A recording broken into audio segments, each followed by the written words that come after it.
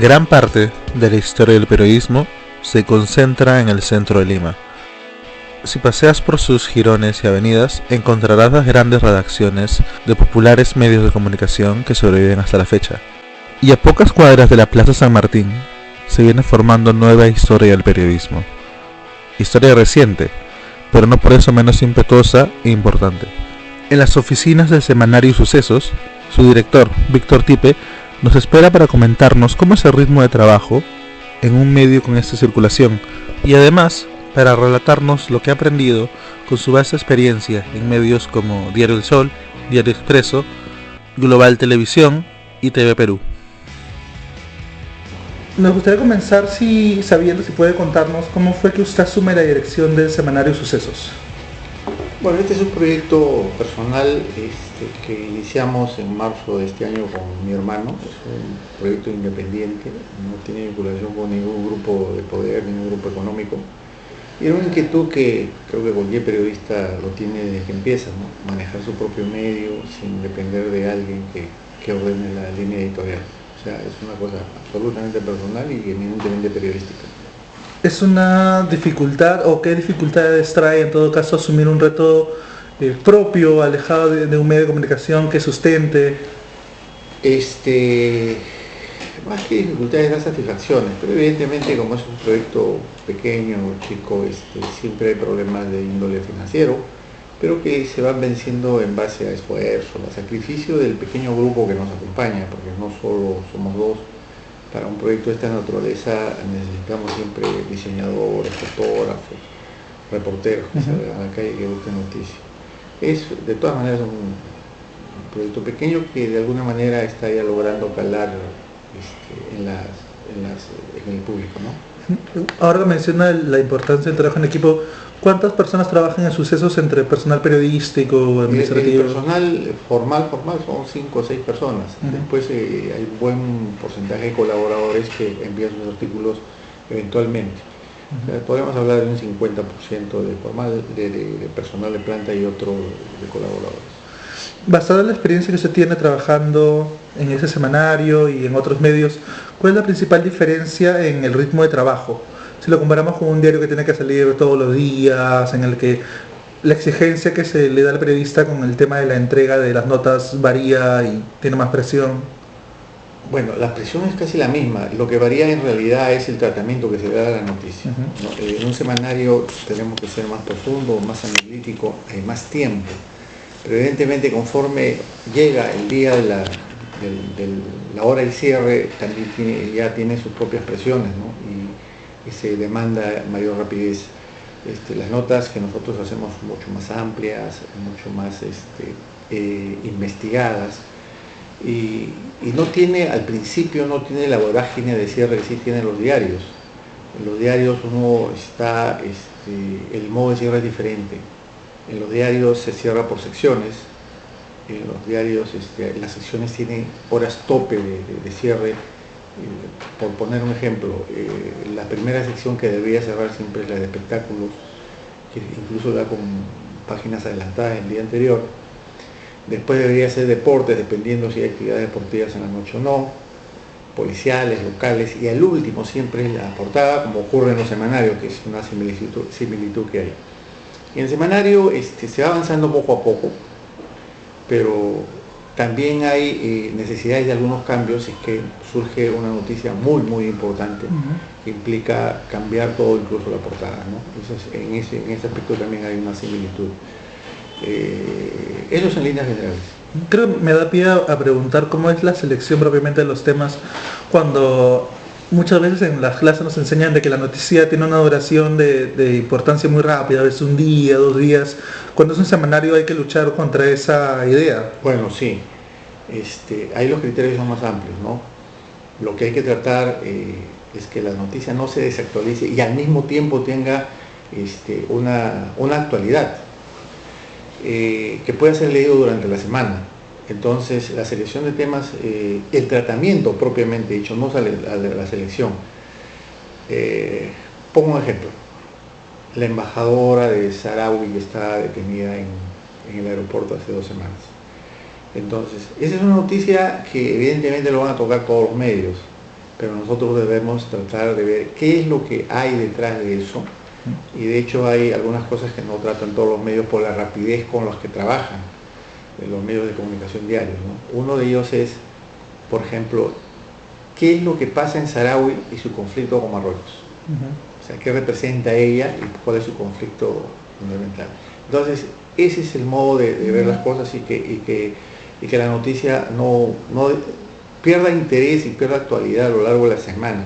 Nosotros tratamos inclusive de que vaya más allá de la semana, y que alguien durante el mes o a los 2 meses pueda leer y todavía encuentre algo de actualidad en ese semanario, ¿no? Ese es un poco el reto. En cambio, en la prensa diaria el reto es la rapidez, el dar todo el contexto noticioso, ya sea policial, local, lo más rápido posible, lo más completo posible, ¿no? He visto también que el formato permite que las notas puedan trabajar más que como una nota informativa, como una crónica, donde se puede apreciar más la pluma del entrevista. En un semanario no se puede trabajar como una nota informativa. Ahí hablemos, ya tenemos que tratar de hacer reportajes más profundos y más crónica también. No podemos hacer un lead como lo haría un diario, un lead noticioso. No podemos entrar en ese, porque si no estaríamos haciendo lo mismo que hacen los diarios. Entonces no, tenemos que cambiar el género periodístico, y por eso nuestras notas son más de reportaje y más de crónicas. Bien, ahora lo voy a hacer. Diferencia entre un medio escrito, oral, radial y televisivo. ¿Qué diferencia? Bueno, en el radial la inmediatez cuenta enormemente. Radioprogramas, creo que todo el mundo lo escucha, o Exitosa, porque te da la noticia en el instante o lo más rápido posible. En cambio, en la televisión, que también es inmediata, lo que juega es un factor adicional, la imagen. En los años 80 nació en el Perú uno de los primeros noticieros que salió en la televisión peruana, era 24 horas, y 24 horas tenía como eslogan algo que decía: el espectáculo de la noticia. ¿Qué quiere decir eso? Que no solamente haya imagen, sino imagen con movimiento. Ese es un factor adicional de la radio. En la radio no, aunque ya ahora con multimedia, radioprogramas ha entrado también a tallar con lo que son videos, etcétera. Entonces, la multimedia está mezclando los dos recursos tecnológicos, se puede decir, ¿no?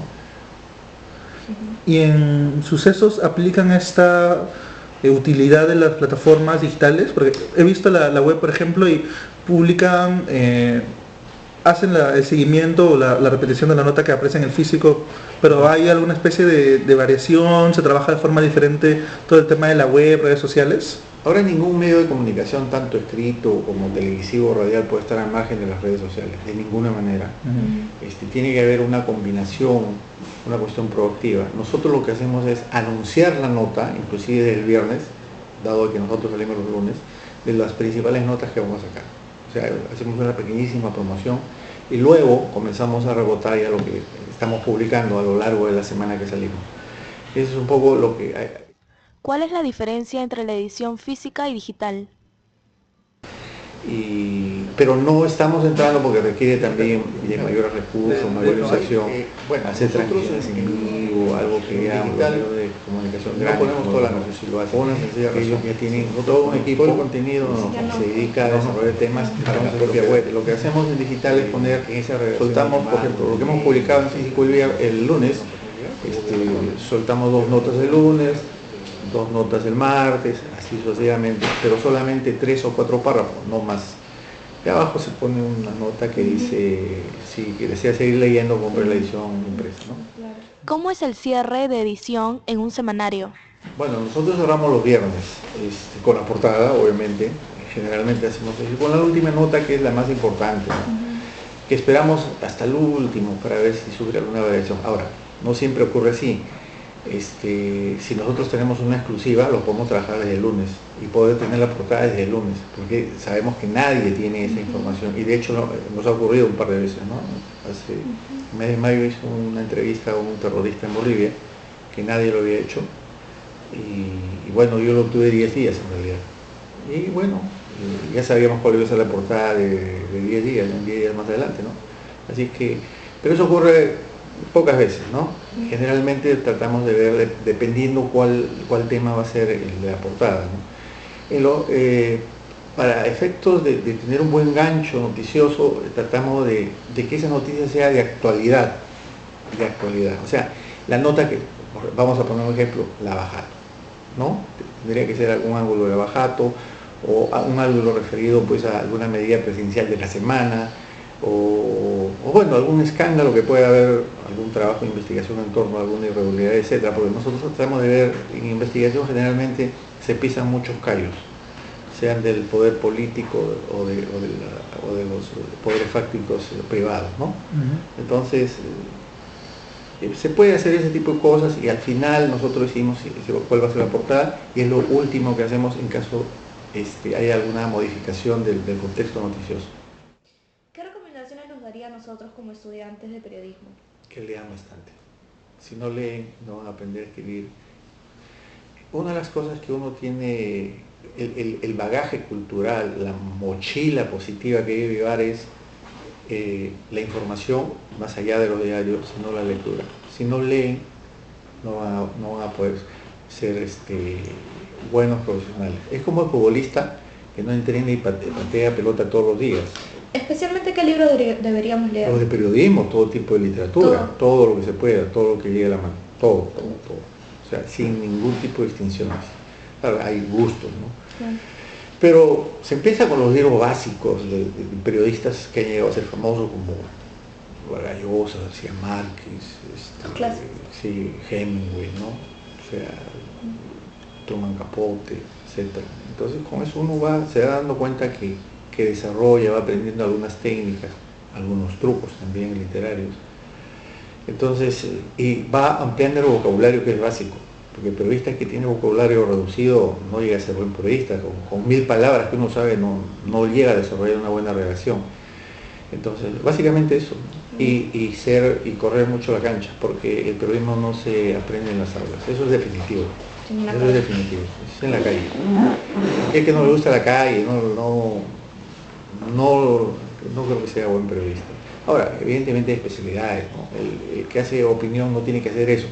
Pero los que hacen opinión en un diario, por ejemplo, no son periodistas necesariamente, algunos son abogados, sociólogos, etc. Entonces tienen otro tipo de formación y otro tipo de inquietudes.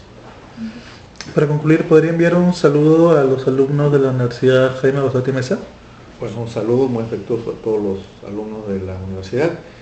Yo en algún momento estuve, un par de veces ahí en unas exposiciones, así que ojalá me inviten pronto. Muchas gracias. Muchas gracias.